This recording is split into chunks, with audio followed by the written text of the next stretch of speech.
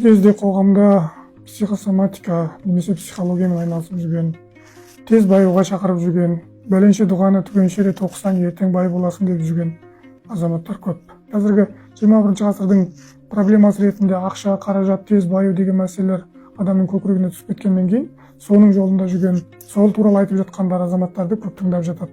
Бірақ шын мәнісінде соны тыңдап жатқан адамдар соған лайық па, немесе солар өздері байыған адамдар ма, жоқ әлде сіздің ақшаңызбен байып жатыр ма?